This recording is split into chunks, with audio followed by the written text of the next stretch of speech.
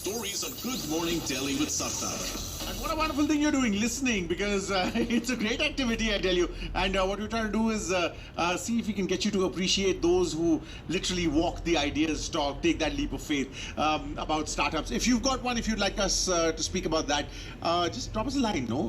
Sarthak from Radio, that's my Instagram ID. DMs are open, of course. But today, oh man, we're all about the senses. And today, of course, this one is all about taste in many ways. We've got the wonderful Ranita with us. She runs Turtle Box. I could tell you what I've read on the website, but those would just be words empty of emotion.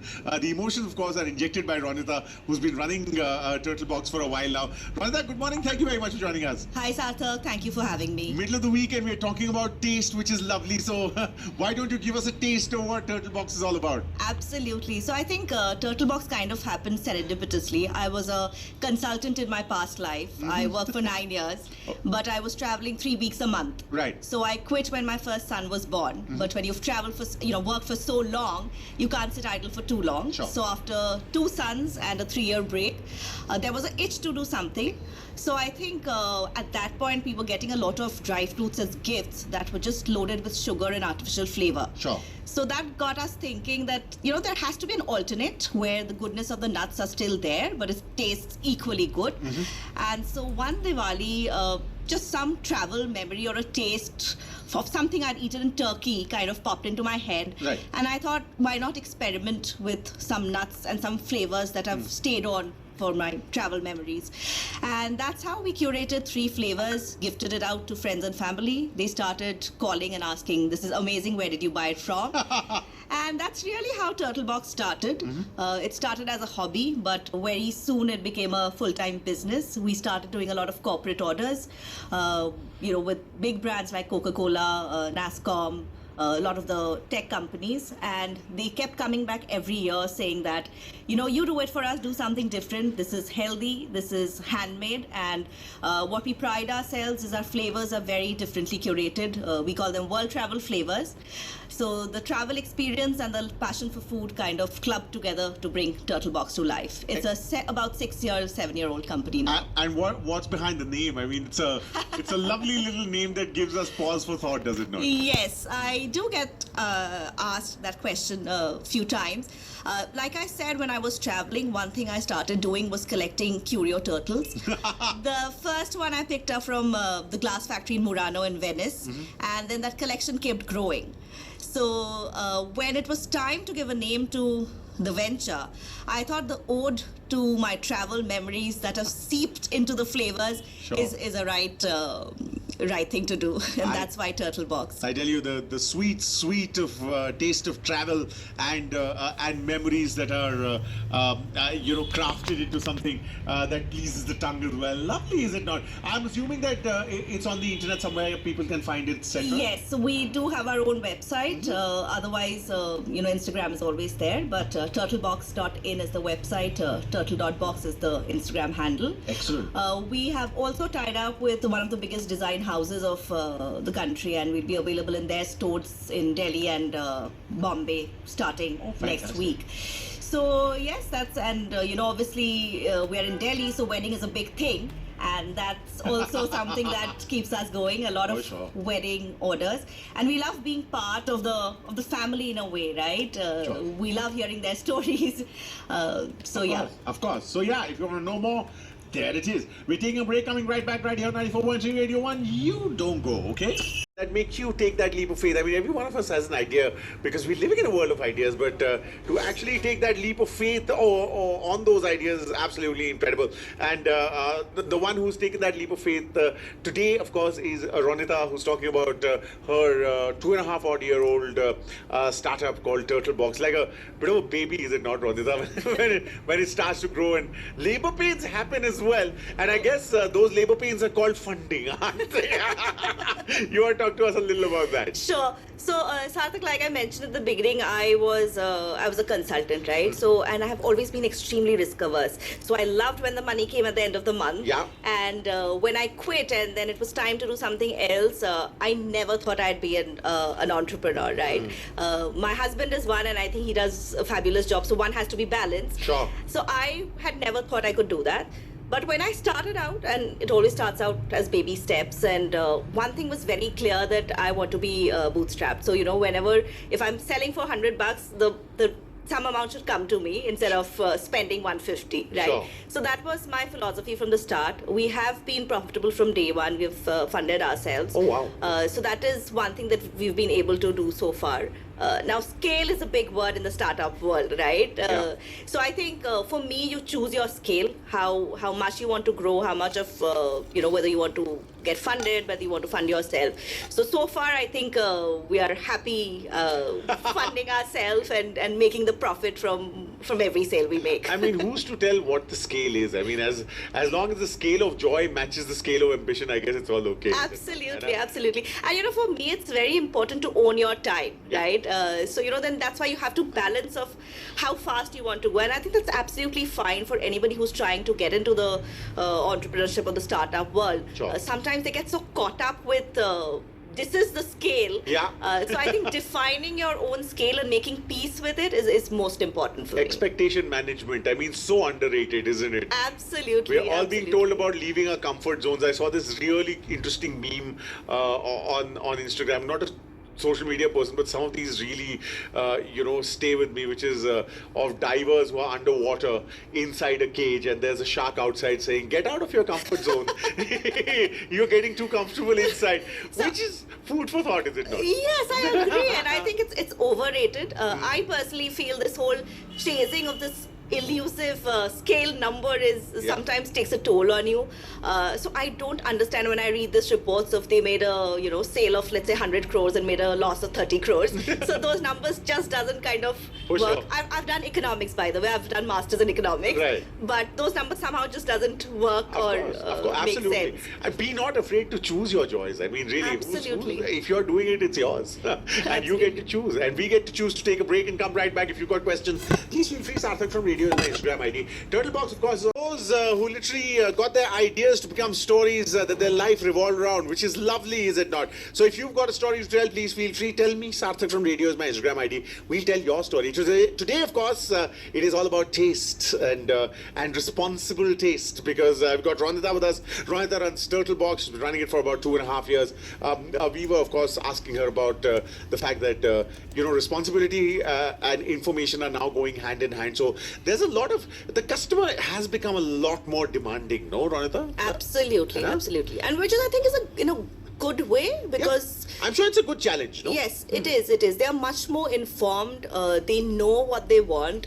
And they have the whole, like you said, the plus and minus of internet. Sure. They have everything on a platter, literally, right, for them. So yes, that they have become, but I think that also kind of challenges us to do better, to curate different flavors, to curate something that is not done before. For sure. So I personally like that challenge. So a funny story, when I started out with Turtlebox, I had a tagline that said "sweet something," because we thought we'll only do sweet flavors. Right. I had an insistent customer say, "I want one savory flavor. You'll have to curate something for me."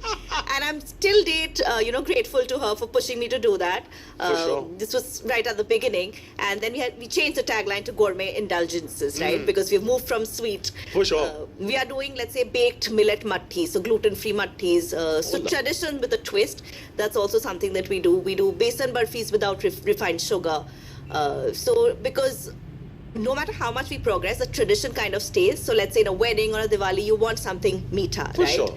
So we've tried to balance that and bring that health aspect to it while keeping the taste aspect the same. So I love customers who are demanding and challenging. It just pushes us to do better. For sure. And of course, since we're talking about social media, it's only proper that we end this interview with a bit of a listicle. 3 points that you've learned in your journey as an entrepreneur that you'd like those who are taking their first tentative steps into this big bad world to remember. I think the first thing is taking the first step. Right? There are so many brilliant ideas. I have friends who are not happy with their jobs, and they're like, we want to do something, but it's just been an idea for, let's say, 10 years, right? So I think that taking that first step is the most difficult part. No matter for all those who are planning to, or, they have an idea that's seeding, just take the first step. Trust me, there will be obstacles, but you'll also find people to kind of nudge you, push you, hold your hand on the way. So I think the first step is most important. That's the first thing. Second is there will be bad times, there will be difficult times. Absolutely. So you have to be prepared for that. I think it's also a factor of the life stage when you want to take that that first step. Sure. So be prepared. It's not as fancy as it sounds, but Yeah. be prepared to kind of do everything from housekeeping to meeting the CXOs. So that's the second thing. The third thing, like I would say, what we talked about before, that choose your scale and make peace with it. Don't chase an illusion or elusive number, but just choose how fast and how much you want to grow. For sure. Make peace with it, be happy with it. It's only when you can give your 110% to your Absolutely, baby. absolutely. That's a life lesson to boot as well. Choose your scale and make peace with it. Because I think if we could just sit back and say, okay, thus far, no further, it'll be nice. And then choose where you go because, well, we are our own masters. Sometimes we forget because the internet is insistently telling us we are not. But maybe a good idea to just look into the mirror and see if the person looking back has a smile that reaches the eyes, which I think is the greatest benchmark for success. Absolutely, absolutely. Of course, Ranita runs Turtlebox. If you want to find out more, turtle.box is where you go on Instagram. Turtlebox.in is where you go on the internet. This has been absolutely wonderful. We'd like to express much gratitude to you for sharing so generously of your wonderful, wonderful journey, Ranita. And I'm sure this journey will continue and have many more happy milestones along the way as well. Thank you so much, Sarthak. It was wonderful chatting with you, and I hope even if one listener listens to this and take that first step, I'll be happy. Amen happy to girl. that. Yeah, absolutely. And if you've already taken a step and you are a little tentative about what to do and you want to talk about it to us, please feel free. We'll feature you as well. Sarthak from radio. That's my Instagram. Smelling of roses, so to speak. It's actually taste that we're talking about. Turtlebox is the startup for today. We've got the wonderful Ranita with us here. She's been running it for 2.5 years, you said, yes? Yeah, a little more than that.